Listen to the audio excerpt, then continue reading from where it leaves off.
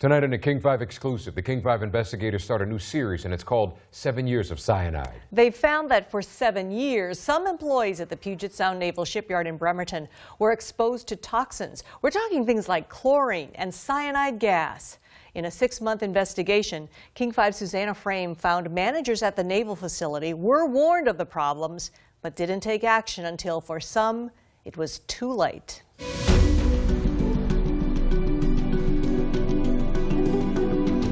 I believed what they told me, and I'm suffering because of it. Kevin Albert of Bremerton is suffering from anxiety, depression, larynx and vocal cord dysfunction, as well as lung disease. Scary. There's days when I can breathe okay, but then there's days that are horrible. Just cold air can trigger. And this is for chest pains. This is also for anxiety. Once healthy and active, Albert's doctors say they know exactly why he now takes a long list of medications to make it through the day. For anxiety, depression. Working here at the Puget Sound Naval Shipyard, he says, unbeknownst to him, he was routinely exposed to cancer-causing, nerve and organ-damaging toxins. Do you feel like they lied to you? Absolutely. Through World War I and II, the Puget Sound Naval Shipyard served a pivotal role keeping the country battle-ready. It's the biggest shipyard on the West Coast, where now thousands of civilians working for the Navy overhaul, repair, and decommission ships and subs. And keeping those sea vessels ship-shape is a dirty business. Every day, their industrial processes generate thousands of gallons of poisons, including hexavalent chromium, a known carcinogen, lead, mercury, PCBs, chlorine, and lots of cyanide. It's what they would use in a gas chamber. I mean, this stuff will kill you immediately. So in 2006, the Navy unveiled a brand new wastewater treatment facility on the site to clean up all that hazardous waste. I was the lead operator going into the new plant. Technicians like Joe Giordano geared up for what the Navy hailed as a state-of-the-art plant. Coming from the old plant, we thought we'd go into this new plant and everything would be updated, upgraded, work great. The King 5 investigators have found that's not how it worked out. Inside, the $9 million building looked shiny and new, but it was plagued with problems that made it dangerous. Chlorine gas alarms weren't installed. Cyanide gas alarms didn't work. Ventilation systems to draw toxins out of the air didn't work either. Giant holding tanks with hazardous waste overflowed and spilled. And the pipes transferring those toxins leaked over and over. The place was a mess. Exposure to a lot of these different chemicals, can result in death. Victoria Whitney has a doctorate in environmental engineering. It was her job to assess worker concerns before the plant opened. She submitted a list of 43 problems to her supervisor. Was it clear in your mind that this shop had some serious problems? Yes. That could lead to people getting sick? Yes. Despite warnings about tanks and pipes and worker concerns, the Navy opened the shop anyway, with assurances from the higher-ups. So you were told, you're safe, trust us, you're fine. Continually. Out at the shipyard, Navy public affairs specialists say King 5 has it all wrong. They wouldn't do an interview, but submitted answers to written questions, saying the facility is and always has been safe. There's no evidence anyone's gotten sick, and employees were not exposed to chemicals above OSHA limits. How could the Navy tell us that? We've poured over hundreds of their own internal documents, detailed Navy investigations that spell it out. The plant wasn't safe. Systems were broken, and employees were exposed to horrible poisons well above the OSHA limits. A shipyard report in 2013 found chronic equipment failures at the plant led to unsafe operations. The ventilation system wasn't adequate to get gases out of employee breathing zones. And there had been multiple occasions where chlorine levels exceeded safe limits. Nobody should have been shocked. I warned them. Right. I wrote a white paper that spelled things out that said these need to be addressed. Other documents show workers exposed to chlorine at extremely unsafe levels. In this case, 9 times what is considered immediately harmful or deadly. And here, cyanide measured at more than double the acceptable limit. Everything was breaking down, and they still wanted us to process what were we to do. The Navy finally shut down the plant 7 years after it opened. A newly promoted supervisor demanded experts come in to test the air during routine work hours. That supervisor, Kevin Albert. So that was the key moment. Absolutely. During the testing, the poison levels measured so off the charts, employees had to evacuate the plant 5 times in 5 days. That was in 2013, after 7 years of complaints and cleaning waste like cyanide water without the precautions to keep people safe. At this point, was it kind of too late? It was too late. We were already exposed, and then we'd already been having the issues, and they let it to continue. That's the part where I am appalled, and I don't understand how this could happen in our country. Back here at home tonight, the King 5 investigators have exposed a cover-up at the Puget Sound Naval Shipyard. It involves giving misinformation to federal regulators, looking into how workers at the Bremerton facility were exposed to harmful chemicals. King 5 Susanna Frame is here with her continuing investigation, 7 years of cyanide. Susanna. Lori and Mark, our 6-month investigation has found a facility at the shipyard was dangerous for workers for 7 years until the Navy finally did something about it. Workers are sick because of it.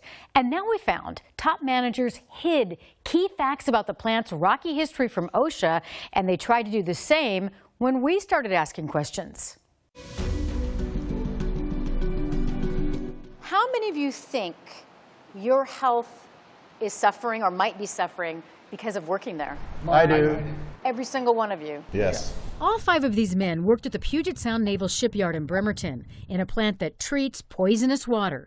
And all 5 report having memory loss, tooth decay, and a host of other issues. So I have a lung condition. I've lost almost 70% of my stomach. I was diagnosed with reactive airway disease. I had prostate cancer. My memory's been affected. My lungs feel heavy, like I got pneumonia or something. And I was in great health before working there. At the shipyard, employees overhaul and mothball aircraft carriers and subs, and that creates nasty byproducts like chlorine, heavy metals, and cyanide. But a King 5 investigation has found the plant built to treat those hazards was itself hazardous. Overflowing tanks, leaking pipes, and chronically broken safety systems put workers in harm's way. And those same workers say when they went up the chain to complain, they weren't taken seriously. I had asked repeatedly to supervision, and they just kept saying, don't worry about it, things are safe. They didn't do anything. The shipyard wouldn't do an interview with King 5, but told us the plant is and always has been safe. But we've obtained documents showing their own experts don't think that's true. And there's a lot more to the story. We found shipyard managers gave misinformation not only to us, but to OSHA when federal investigators came knocking. Who is angry about the way they responded to OSHA? I'm pissed. OSHA showed up 7 years after the plant opened, April of 2013. They'd gotten wind of Navy testing that month with startling results. Toxic chlorine gas measured so high, employees had to evacuate the building 5 times in 5 days. At one point, they found chlorine levels 9 times higher than what can kill you. Workers on site said the testers were shocked, but they weren't. I tried to tell them, I was like, this happens all the time. Mike Hesacker, the top safety boss at the shipyard at the time, told OSHA investigators something very different, that the April 2013 results were a fluke, writing he was confident employees hadn't been exposed to unsafe chlorine gas levels ever before. On top of that, he wrote workers would have a severe physical reaction to high levels of chlorine, and that hadn't happened either. Was this misleading? Absolutely. Worse than misleading? Absolute lies. Outright lies.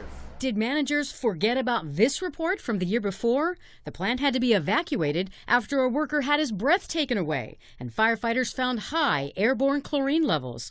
Or how about this one from 2012?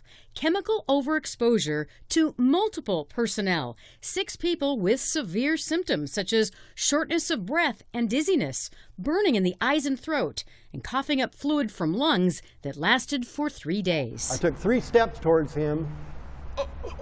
I couldn't even breathe. Or Derek Freeman's well-documented case in March of 2012. He and a supervisor treating cyanide had to sprint out of the plant, gasping for air. Chlorine gas was measured at 3 times what's considered immediately dangerous to life or health. Damn right it's insulting to me. You know, them lying about something that's affecting my health and is possibly shortening their lives. Damn right. The Navy had more for OSHA to prove their plant was safe. They wrote annual testing gave the place a clean bill of health. No. But 2 former supervisors, including Kevin Albert, tell us thorough tests hadn't taken place for 6 years. Did you ever see thorough testing being done by these experts? No. Did never. not happen. Instead, records we've obtained show reviewers came in and rubber stamped the plant as A-OK. A 2012 survey makes it clear the tester wasn't looking closely, if at all. Never even looked in the plant. The analyst wrote employees wouldn't be exposed to poisons because of their closed system, meaning massive holding tanks were closed off with lids, keeping workers safe. But guess what? There weren't any lids. The original design called for them, but we found the lids were never installed. How did the tester miss that? Hazards like cyanide water sat in wide open tanks for 7 years, with vapors easily able to escape. What's your reaction to that? It just pisses me off. They lie through their teeth to try to make it sound like they were doing their job when they didn't do what they were supposed to do from day one. Most upsetting to the group, the Navy statements to OSHA and King 5 about their health. That there's no evidence the plants made anyone sick. But stacks of medical records show otherwise. Last year, Tim Combs lost 100 pounds and nearly died from gastric ulcer disease, what his doctors say was caused or made worse by exposures to lethal chemicals at the Puget Sound Naval Shipyard. I'm sick, Kevin's sick. We all got a future of looking down the road of being sick. Sicker. Come on down. Stick your head in the tank. I'll make you a believer. That'll make you a believer. You won't be able to forget. Well, new tonight, top members of our state's congressional delegation are pledging to help Puget Sound Naval Shipyard employees following a King 5 investigation. The series, 7 Years of Cyanide, exposed how the Navy looked the other way as civilian shipyard employees were exposed for years to toxic agents such as cyanide. Senator Patty Murray says she is, quote, disturbed by the findings of the King 5 investigators, and her staff is now in contact with the Navy to try to get more information. Now, in the series, investigator Susanna Frame found a wastewater treatment plant that opened in 2006 was plagued with safety problems and broken systems that put workers at risk. She also found that when federal agents came to investigate, shipyard managers attempted to cover up the severity of the problems. Representative Adam Smith said he too is looking into the issue as ranking member of the Armed Services Committee. He said he wants to ensure that, quote, Navy and shipyard employees are provided a safe place to work. Of course, we will keep you posted on the progress out of Washington, D.C. Now to a King 5 exclusive. A Bremerton shipyard worker found himself emaciated and near death after he was exposed to poisons on the job for years. As King 5's Susanna Frame reveals in her series, 7 Years of Cyanide, managers at the Naval Shipyard violated multiple state and federal laws meant to keep their employees safe. The Puget Sound Naval Shipyard is Bremerton's largest employer, a National Historic Landmark, and a Superfund site. Workers here overhaul ships and tear apart nuclear submarines, and along the way generate harmful toxins like mercury, PCBs, and cyanide. Cyanide gases and chromium gases and fumes. In 28 years in the job, Tim Combs knows all about exposure to those toxins, and he's suffering because of it. And now your life is totally different? Oh yeah, it's upside down. Combs worked inside a new hazardous water treatment plant opened in 2006. It was plagued with problems from the beginning. And the King 5 investigators have found managers made things worse by violating safety laws meant to protect their employees. Take cyanide alarms installed in the plant. They didn't work, and that's against the law. They routinely went off at odd times. Firefighters responded so often, managers had a new idea. During certain processes, just turn the cyanide alarms off altogether. That was part of our job. We were told to turn the alarm off. I have terminated people for that. Dirk Dunning of Salem, Oregon, is an industrial engineering expert with 40 years of experience. Turning them off endangers life safety. And that's just an absolute. You don't do that. 2/3 of your stomach is now gone. Yes. In the last 2 years, Tim Combs has undergone 3 major surgeries for gastric ulcer disease. He lost 100 pounds in a matter of months, had 65% of his stomach removed, and at one point wasn't expected to survive. I've been to the bottom, you know. I felt like I wasn't going to live, you know, talking to him. His doctors believe exposure to poisons in the plant caused his problems, and this didn't help. For several years, workers weren't issued respirators. In 2013, OSHA came in to investigate and cited that as a serious violation of federal regs. And was told, like, we don't need a respirator. 5 current and former shipyard workers tell King 5 supervisors frowned on wearing respirators. It would look bad to other employees walking by. Why I agreed to do that, I question why I did that to this day. Kevin Albert has a debilitating respiratory disease after working at the plant. He, too, says bosses discouraged respirators. They said that they did not want that perception of us doing things that were dangerous that close to their areas.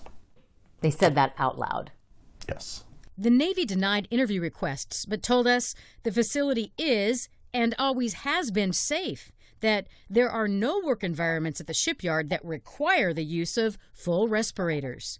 They also said, we believe no member of our team has been exposed to chemicals above legal limits. Try telling that to Tim Combs. We've obtained air monitoring records showing he was routinely exposed to chlorine gas above legal limits. One sample showed chlorine at double the amount considered immediately harmful or fatal. It's serious. Like, this is real. Tim's son, Josh, has been helping to take care of his dad since the age of 15. I just want to say to them, like, I hope you realize that, like, you're dealing with, like, people's lives. This isn't a chess game, you know? But there was times he would lay in bed with me and say, you need anything, Dad? And, yeah, sucks a lot. That's daily 1, 2, about 5 or 6 a day. Tim Combs' life revolves around medications and doctor's appointments. What he says could have been prevented if, inside the plant, the shipyard had installed working ventilation systems to draw gases out of his breathing space. They didn't, also against the law. And with so many broken systems, it was commonplace to use dangerous workarounds, like this one. 4 separate workers tell us they'd routinely stand over a tank full of a known carcinogen and drop in bags of a powdery toxic chemical by hand. What was their protection? Not a respirator, but holding their breath. And the fumes and the crap would be so thick and heavy where you would almost be gagging. So the trick was to go up there and hold your breath for, okay, now. In hindsight, the things that we did were horrible. And as a supervisor, I continued to do things that I look back at and it just gives me nightmares. The toxin dumped by hand? Sodium bisulfite. The chemical producer warns in high concentrations should be used with an approved respirator. It can cause central nervous system problems, death, or gastrointestinal issues. Exactly what Tim Combs lives with every day. The most painful part of the disease to this single dad, all the days he's lost with his kids. Can't put that in words. No. It's big, very big. You can only be a dad once.